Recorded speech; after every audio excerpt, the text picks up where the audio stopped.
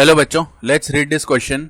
Late a set A is equal to A1 union A2 union and so on union AI where AI intersection AJ is equal to phi for I not equal to J. 1 is less than or equal to I, J is less than or equal to K. Define the relation R from A to A by R is equal to X comma Y. Y belongs to AI if and only if X belongs to AI. 1 is less than equal to I is less than equal to K, then R is. तो यहाँ पे हमें चारों option में से सही option बताना है. क्या होगा, स्टार्ट कर लेते हैं हमारे की कॉन्सेप्ट से. तो देखो यहाँ पे हमारा जो की कॉन्सेप्ट है वो क्या हो जाएगा. हम जानते हैं if a relation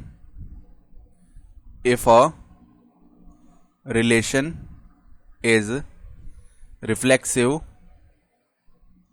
comma symmetric and transitive then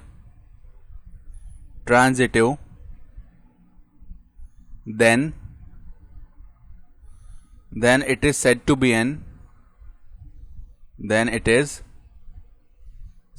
be an equivalence relation.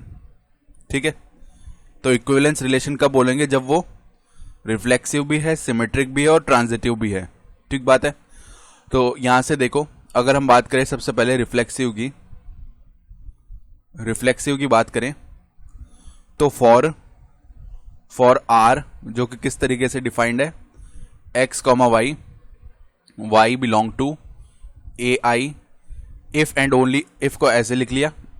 ठीक है, एक्स बिलोंग टू ए आई, ये बात हो रही है. तो अगर हम बात करें फॉर एलिमेंट ए कॉमा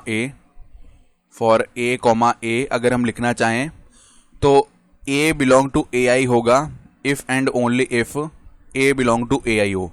तो ये तो हमेशा सही होगा क्योंकि ए बिलोंग टू ए आई और ए बिलोंग टू ए आई ये तो एक ही बात है. ठीक है, तो दिस इज ऑलवेज ट्रू. तो हम क्या बोल सकते हैं, this implies R is reflexive.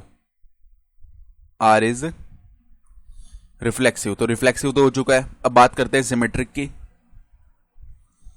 Symmetric की बात करेंगे. तो देखो फॉर पहले तो a कॉमा बी की बात करते हैं. तो यहां से क्या आएगा, देखो जो दूसरा एलिमेंट होता है वो पहले आता है. तो y बिलोंग टू, इसी तरह यहां पे b belong to A I if and only if a belong to A I हो रहा हो. और इसी तरीके से फॉर b कॉमा a की बात करेंगे तो a बिलोंग टू ए आई है इफ एंड ओनली इफ यहां पे क्या है, b belong to A I. तो अगर ये स्टेटमेंट सही है तो ये भी सही होगा क्योंकि बी भी ए आई से आ रहा है, ए भी ए आई से आ रहा है. ठीक है, तो यहां पे ये दोनों सही हो रहे हैं. इसका मतलब क्या है, आर इज सिमेट्रिक. तो आर सिमेट्रिक भी हो गया. अब बात करते हैं ट्रांजिटिव की. ट्रांजिटिव के लिए हम क्या करते हैं कि A comma B belong to R कर लेते हैं और बी कॉमा सी ये भी बिलोंग टू आर कर लेते हैं. तो यहां से हमें a comma C belong to R मिलना चाहिए, तब ट्रांजिटिव हो जाएगा. तो पहले तो a comma B belong to R कर रहे हैं. तो इसके लिए हमें रिलेशन क्या मिलेगा कि b belong to A I if and only if a belong to A I. Comma में यहां से हमें क्या मिलेगा कि c belong to A I if and only if b belong to A I. तो अगर ये दोनों सही हो रहे हैं, इसका मतलब क्या है, यहां से हमें मिलेगा कि c बिलोंग टू ए आई उस केस में होगा इफ एंड ओनली इफ, क्योंकि b belong to A I तो दोनों में आ रहा है. ठीक है, तो ये तो कॉमन है. तो जो रिमेनिंग पार्ट है c belong to A I वो कब होगा, if and only if a belong to ए आई ये हो रहा हो. तो यहां से हमें क्या मिल जाएगा कि a comma C belong to R, उससे ही तो हमें ये ऊपर वाला रिलेशन मिलेगा. ठीक है, इसका मतलब क्या है कि r इज ट्रांजिटिव. तो r ट्रांजिटिव भी हो रहा है. इसका मतलब r जो है वो रिफ्लेक्सिव भी है, सिमेट्रिक भी और ट्रांजिटिव भी है. इसका मतलब एन इक्विवेलेंस रिलेशन है. तो ऑप्शन डी सही हो गया है.